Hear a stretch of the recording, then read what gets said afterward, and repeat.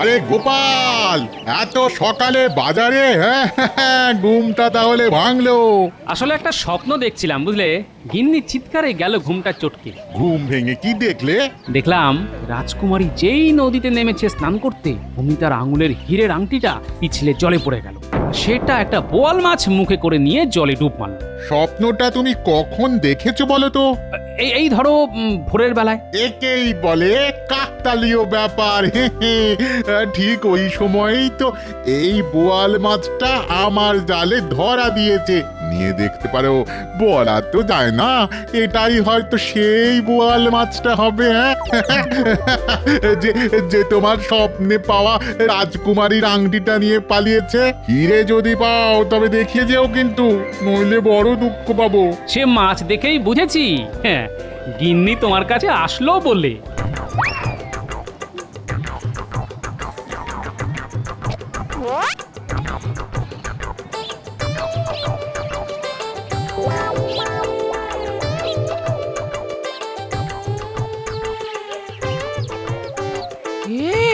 এই মাছের মুখটা খুব চেনা চেনা লাগছে গো, একবার এসে দেখে যাও না। হ্যাঁ, আমারও তখন থেকে খুব চেনা চেনাই লাগছিল। কি বলো তো? আয়নায় একবার নিজের মুখটা দেখে এসো, চিনতে পারবে। হ্যাঁ, চিনেছি, একদম আমার মতো তো। কিন্তু এ মাছের পেটে যে গুপ্তধন আছে সেটা জানো কি? মাছের পেটে গুপ্তধন? তাহলে তোমার পেটেও গুপ্ত কিছু আছে, কেটে দেখতে হয়। আরে কাটোই না, কিছু না কিছু তো পাবেই। এটা মাছ না মুরগি কিনেছো? এত ডিমওয়ালা মাছের কোনো স্বাদ হয়? আচ্ছা, মাছের ডিমের বড়া কি খেতে খারাপ? হ্যাঁ, আজ বেশ জমিয়ে রাঁধো দেখি, জমিয়ে খাই। কিন্তু গুপ্তধন সেটা কোথায় গেল? মনে হয় পুকুরের জলে রোজ কয়েকশো করে ডুব মারলেই একদিন না একদিন নিশ্চয়ই পাবো। আজ দেখি কয়েকটা ডুব মেরে গুপ্তধন পাই কিনা। কয়েকটা দিন ভালো ছিল লোকটা, মাথাটা এবার বোধহয় সত্যি বিগড়েছে। বলে কিনা মাছের ডিমের ঝোল রাখতে খেয়ে পেট ছাড়বে, পেট। আমি কি করব? যাক, যতবার খুশি ততবার যাক। তার উপর নাকি পুকুরে কয়েকশো বার ডুব মারবে, তারপর ভাল্লুকের জ্বর নিয়ে তো কাঁথা মুড়ি দিয়ে শুয়ে থাকবেন। সেবা করতে গিয়ে মরবো আমি? না বাবা না, আমি এত কিছু করতে পারবো না। এলে রেখে যেদিকে দু চোখ যায় সেই দিকে চলে যাব। হ্যাঁ,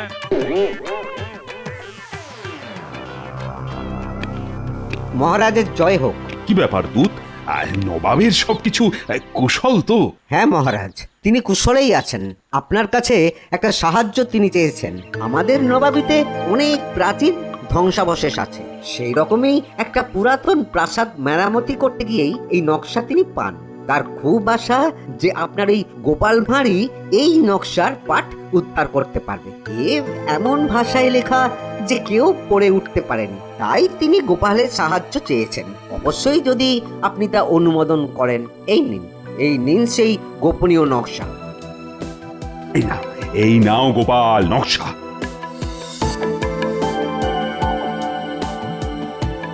দেখো দেখি নবাবের কাছে আমার মান রাখতে পারো কিনা। আগে আপনি যখন আদেশ করেছেন তখন চেষ্টা করে দেখতে পারি।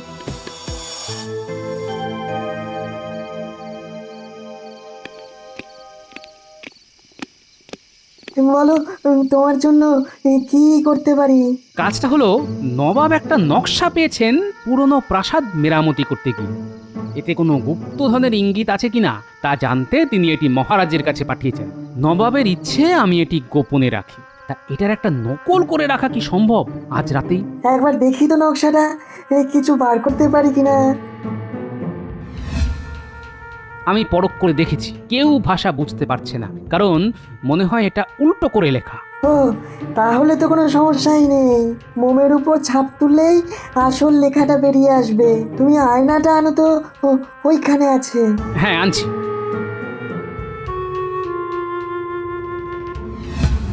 দেখো দেখো গোপাল, সামনে কোনো ভাষা দেখতে পাচ্ছ?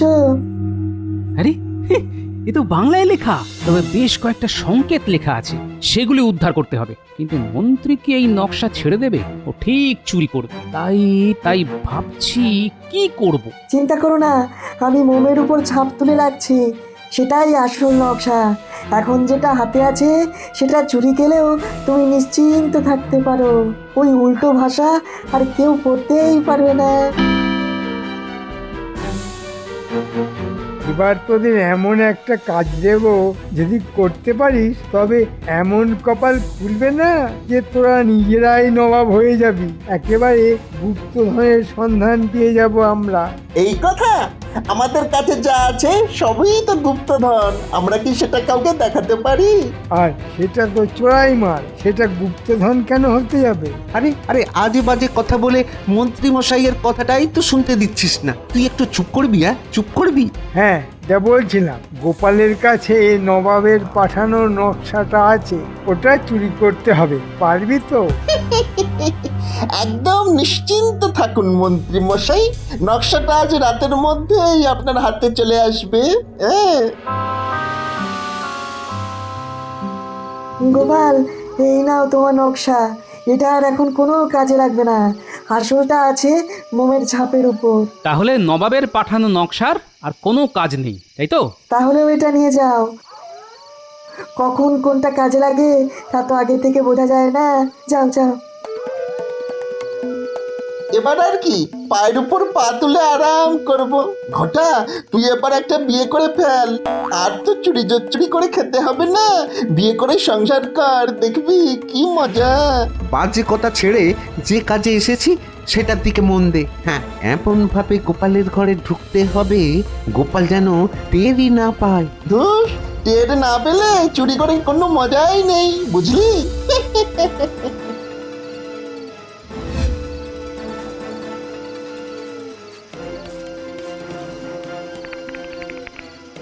একটা আওয়াজ শুনতে পাচ্ছ? মনে হচ্ছে চোর এসে গেছে। ও এই হাই হাই হাই, এখন আমার কি হবে গো? কি আর হবে? নকশা যখন উনুনে দিয়ে দিয়েছো তখন কি আর তা ফেরত পাওয়া যাবে?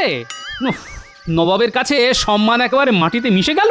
নবাবকে এখন কি জবাব দেবো বলো তো? কি শুনছি রে, গোপালের গিন্নি নবাবের নকশা পুড়িয়ে ফেলেছে? হ্যাঁ, এই জন্যই বলেছিলাম তেলে কাঁঠাল আর গোঁফে গাছ, বুঝেছিস? ওরা এত দেরি করছে কেন? গোপাল কি ধরে ফেললো নাকি? ওরা যদি আমার নাম বলে দেয় তাহলে তো খুব মুশকিলে পড়ে যাব। কি রে, নকশা পেয়েছিস? না, এবারও হলো না। আমাদের কপালে গুপ্তধন নেই মন্ত্রী মশাই। আরে সে কথা পরে হবে, আগে বল নকশাটা কোথায়? গোপালের গিন্নি উনুনে আগুন জ্বালাতে গিয়ে নকশা পুড়িয়ে ফেলেছে। সেটা তোরা জানলি কি করে? নিজের কানে শুনে এলাম, গোপাল তার গিন্নিকে বলছে তোমার জন্যই আমার গুপ্তধন পাওয়া হলো না। আর তার গিন্নি হাউমাউ করে কাঁদছে। কি বলছিস রে তোরা? গোপালের গিন্নি নবাবের দেওয়া গুপ্তধনের নকশা পুড়িয়ে ফেলেছে। এবার নবাব তো ওকে শুলে চড়াবে। মহারাজও গোপালকে বাঁচাতে পারবে না। এক পক্ষে ভালোই হয়েছে, গুপ্তধন পেতাম কিনা জানা নেই, কিন্তু গোপালের এবার মুন্ডু কাটা যাবে। বাঁচলাম বাবা।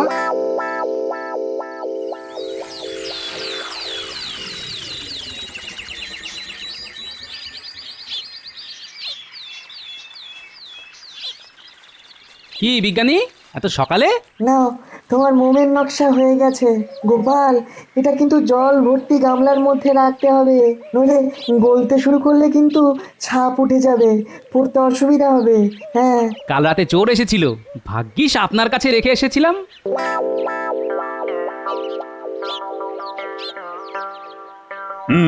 তা গামলায় কি আনলে গোপাল, তাও আবার রাজসভার মধ্যে?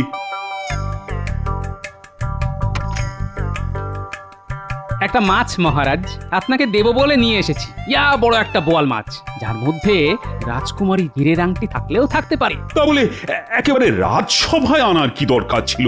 মহারাজ, চোরের ভয়ে আজকাল মাছ চোর খুব বেড়ে গেছে। দেখো গোপাল, তোমার কথার হিয়ালি ধরার মতো বুদ্ধি আমার নেই। যাই হোক গোপাল, এই নকশা রহস্যের কিছু কিনারা হলো? গোপাল কি বলবে মহারাজ? বলবো তো আমি। কেন তুমি বলবে কেন?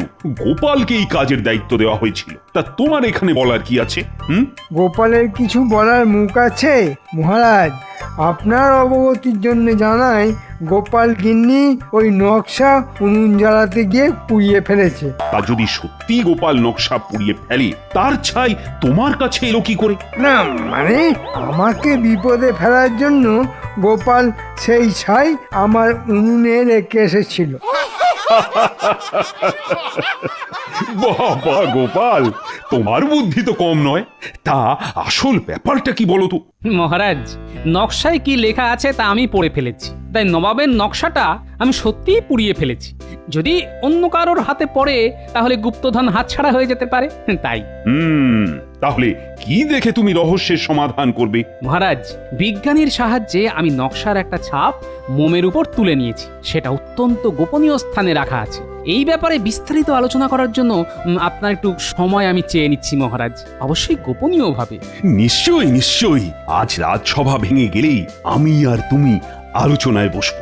যথা আজ্ঞা মহারাজ, সভা ভঙ্গের পরে সব আপনাকে খুলে বলবো। ঠিক আছে, ঠিক আছে।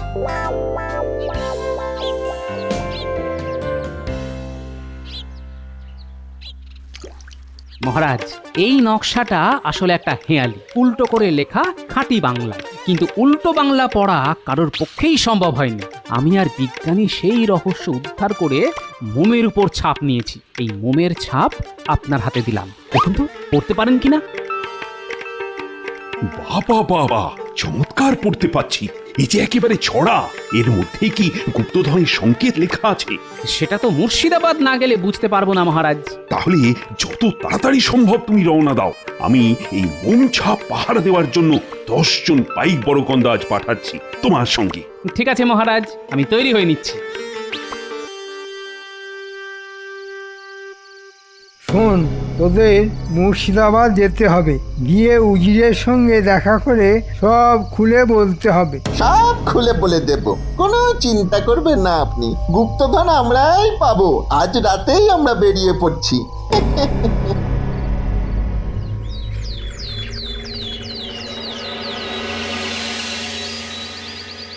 আগে উজির সাহেব, আমাদের কৃষ্ণনগরের মন্ত্রী আপনার কাছে পাঠিয়েছেন। বলো বলো, কি করতে হবে বলো। গোপাল কিন্তু এখানেই আসছে। ও গুপ্তধনের রহস্য উদ্ধার করে ফেলেছে। তিনি আপনাকে বলতে বলেছেন গোপাল যেন এই কাজটা করতে না পারে। আপনি আমাদের দিয়ে আগে ভাগেই করিয়ে ফেললে এই গুপ্তধন আপনার হবে। কিন্তু গোপাল আমাকে বলবে কেন? ও তো নবাবকেই বলবে। সেখানে তো আপনিও থাকবেন। গোপাল যা করতে বলবে সেটা ভালো করে শুনে নিয়ে আগে ভাগেই আমাদের দিয়ে করিয়ে নেবেন। হ্যাঁ হ্যাঁ, বুদ্ধিটা মন্ত্রী ভালোই ভেবেছে। দেখি দেখি গোপাল কতটা বলে। আমি জানতাম গোপাল তুমি পারবে। গোপালের কোনো তুলনাই নেই। না না না, এত করে বলবেন না, এখনো কিন্তু গুপ্তধন উদ্ধার হয়নি। তাহলে বলে ফেলো গোপাল, তোমার বুদ্ধির ঝোলাটা এবার খোলো। কি পেলে সেটা তো বলবে নিশ্চয়ই। আসলে হুজুর, বিষয়টা সবাই উদ্ধার করতে পারতো, কিন্তু যিনি এই হেয়ালি লিখে গেছেন তিনি খুবই বুদ্ধিমান। পুরোটাই উল্টো বাংলায় লিখেছেন, তাই কেউ সেটা পড়তে পারেনি। আমি সেটা বুঝতে পেরেছিলাম, তাই মোমের উপর ছাপ নিয়ে নিয়েছি। এই দেখুন, এই দেখুন সেই মোমের ছাপ। এবার পড়তে থাকুন। পেল্লাই যত কেল্লা আছে সেখান থেকে 400 পা, পূবেও না দক্ষিণেও না, উত্তরে আছে বেগুনধা। এর মানে তো কিছুই বুঝতে পারছি না, তুমি কি পেরেছো? জি হুজুর। আচ্ছা, এখানে পেল্লাই নামের কোনো কেল্লা আছে? তার খোঁজ পেলে কিন্তু কাজটা অনেক সহজ হয়ে যাবে। এখানে আশেপাশে তো কেল্লার কোনো অভাব নেই। তবে তবে হ্যাঁ হ্যাঁ হ্যাঁ, এক সময় বেগুনধা বলে একটা গ্রামের জমিদার ছিলেন পেল্লাই খান। আর একটা কেল্লা আছে। ব্যাস, তবে তো হয়েই গেল, ওখানেই যেতে হবে। মনে হচ্ছে পেল্লাই যত কেল্লা শব্দের মধ্যেই সমাধান লুকিয়ে আছে। আজ রাতেই ওখানে যাওয়া ভালো। নবাব, রাতে ওই রাস্তা খুব বিপজ্জনক। তার চাইতে সকালেই বরঞ্চ যাওয়া ভালো। ঠিক কথাই বলেছে উজির, কাল সকালে যাওয়াই ভালো। হুজুর, এই মোম ছাপ খুব সাবধানে রাখা উচিত। নিশ্চয়ই তাই থাকবে। হ্যাঁ হ্যাঁ, মন্ত্রী ঠিকই বলেছে। গোপাল হেঁয়ালির সমাধান করে ফেলেছে। মুখস্থ করে রাখো তো, পেল্লাই যত কেল্লা আছে সেখান থেকে 400 পা, পূবেও না দক্ষিণে না, উত্তরে গেলে বেগুন্ধা। কিরে শুনলি তো? মুখস্থ বলতো। ও মুখস্থ নিয়ে আপনি চিন্তা করবেন না, একবার যখন শুনেছি তখন জীবনে আর ভুলবো না। কিরে ঘটা, ঠিক বলেছি তো? হ্যাঁ হ্যাঁ ঠিক বলেছিস। তবু উজির মশাই আপনিও একটু মুখস্থ রাখবেন। সামান্য একটা ছড়া মুখস্থ রাখতে পারবো না? হ্যাঁ, আজ রাতেই কিন্তু আমাদের বেরোতে হবে। তোমরা তৈরি তো? হ্যাঁ হ্যাঁ, আমরা সব সময় তৈরি থাকি। এটাই পেল্লাই খানের কেল্লা। হ্যাঁ, এরপর কোন দিকে যাবো রে? দাঁড়ান, ছড়াটা মনে করি। পশ্চিমে নয়, উত্তরে নয়, দক্ষিণে যাও বেঁকে। কিরে ঘটা, ঠিক বললাম তো? না, মনে হয় একটু ওই ভুল বলেছিস। ছড়াটা হবে দক্ষিণে নয়, উত্তরে নয়, পূব দিকে যাও হেঁটে। তোরা কি রে, একটা ছড়া মুখস্থ রাখতে পারিস না? দাঁড়া দাঁড়া দাঁড়া দাঁড়া, আমাকে মনে করতে দে। হ্যাঁ হ্যাঁ, মনে পড়েছে। পূব দিকে যাও হেঁটে। এই বটা বটা, হেঁটের সঙ্গে কি মিল যায় রে? কেন ঘেঁটের? ঘেঁটের সঙ্গে খুব ভালো মিল যায় ঘেঁটের। তোকে আমি ছড়ার মিল দেখাতে বলেছি? আসল ছড়াটায় কি ছিল? কোন দিকে যাওয়ার কথা ছিল? দেখুন, সব কটা দিক কিন্তু ভেবে ফেলেছি, একবারও কিন্তু পশ্চিমে যাওয়ার কথা ভাবিনি। আমার মনে হয় পশ্চিমে গেলে ওই গুপ্তধনের সন্ধান পাওয়া যাবে। ঘরটা একেবারে ঠিক বলেছে, পশ্চিমে যাওয়ার কথা আমরা ভাবিনি। চল চল সেদিকেই যাই, না হলে ফিরে আসবো। চলুন তাহলে, 400 পা হেঁটে গেলেই গুপ্তধন। ভাবতেই আমার এত আনন্দ হচ্ছে না, তা কি করে আপনাকে যে বোঝাই উজির মশাই। আরে আরে, কত দূর! এই অন্ধকারে আজ হাঁটতে পারছি না রে। এই তো উজির মশাই, আমরা 380 পা এসেছি, আর 20 পা এগোলেই গুপ্তধন।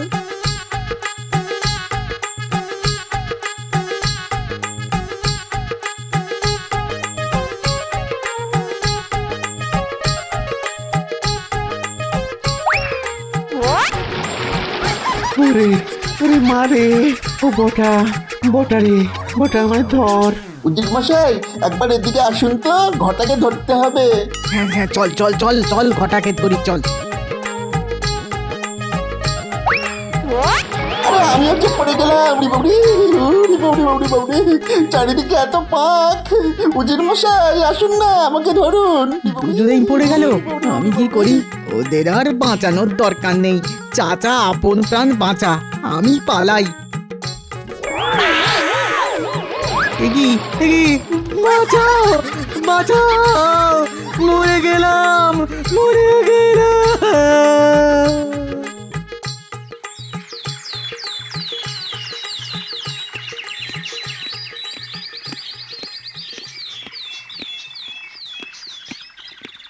উজিরকে কোথাও খুঁজে পাওয়া যাচ্ছে না।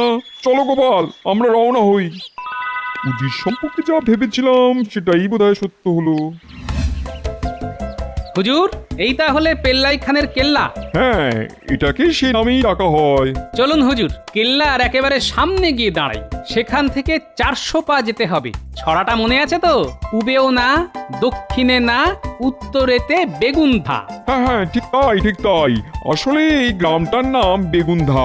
একসময় এখানকার রাজা ছিলেন পেল্লাই খান নামের এক জমিদার। তার ছিল প্রচুর ধনরত্ন, কিন্তু তার মৃত্যুর পর সেই রত্ন বা বিপুল মোহরের ভান্ডার কিছুই খুঁজে পাওয়া যায়নি। তাই সকলের ধারণা কোন গুপ্ত স্থানে তা লুকোনো আছে।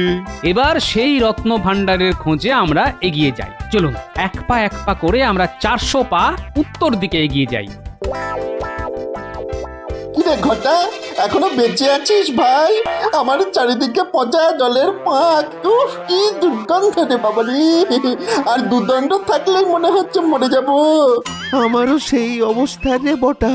আমরা একটা কাদা মাটিতে পড়ে আছি, কারোর সাহায্য ছাড়া আমাদের ওঠার কোনো উপায় নেই রে। বাঁচাও বাঁচাও বাঁচাও, কে কোথায় আছো? আমাদের বাঁচাও। গোপাল, আমরা ঠিক কপা হেঁটে এলাম? একদম 400 পা। এবার যেখানে আছে বেগুন্ধা থেকে 100 পা বেঁকে বাম দিকে যাও চলে, দেখতে পাবে জলে একটা মস্ত মাছ। গুপ্তধনের আঁচ। নবাব বাহাদুর, এবার আমাদের 100 পা বাঁদিকে যেতে হবে। সেখানে নিশ্চয়ই কোনো পুকুর আছে, আর সেখানেই আছে গুপ্তধন। চলুন বাঁদিকে এগোই, মাত্র 100 পা।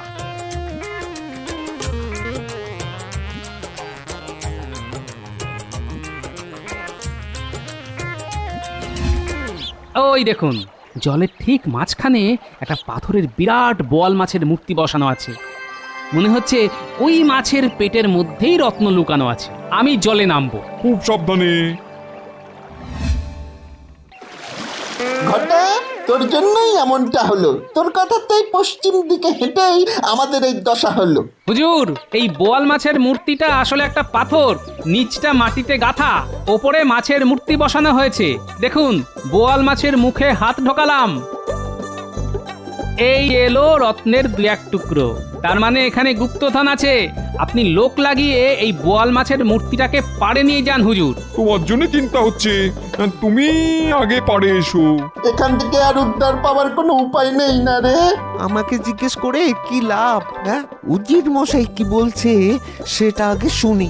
বাঁচতে গেলে হাঁটতে হবে, কোনো না কোনো দিকে তো উঠবই। তাহলে এই বোয়াল মাছের মূর্তিটাকে আগে ভাঙা হোক, দেখা যাক মাছের পেটে কত রত্ন আছে। এই কে আছো? এই মূর্তিটাকে ভাঙো। এই অর্ধেক রত্ন তোমার গোপাল, তোমার যা ইচ্ছা তাই নিয়ে যাও। না হুজুর, আমি শুধু রাজাজ্ঞা পালন করেছি মাত্র। তবে তবে হুজুর, ওই হীরের আংটিটা আমি নেব। ওই আমি গিন্নির হাতে পরিয়ে দেব। নিশ্চয়ই নিশ্চয়ই। গিন্নি, তোমায় সেই স্বপ্নের কথা বলেছিলাম না? সারা দিন তো স্বপ্নের মধ্যেই থাকো, হ্যাঁ? তা কোন স্বপ্নটা বলো তো? ওই যে বোয়াল মাছের পেটে রাজকুমারীর হীরের আংটি। হ্যাঁ হ্যাঁ, ওইসব আজগুবি স্বপ্নের কথা রোজই শুনি, রোজই। এখন বাবা আমার স্বপ্ন শোনার সময় নেই। হ্যাঁ, দেখো দেখো স্বপ্ন কিভাবে সফল হয়। সেই রাজকুমারীর হীরের আংটি এখন আমার হাতে, দেখো। আরে আরে আরে আরে, সত্যি তো হীরের আংটি। হ্যাঁ? কোথায় পেলে? হ্যাঁ হ্যাঁ, বোয়াল মাছের পেট চিরে গো, তোমার জন্য গুপ্তধন নিয়ে এসেছি গিন্নি। ও মা, তোমার কি বুদ্ধি গো!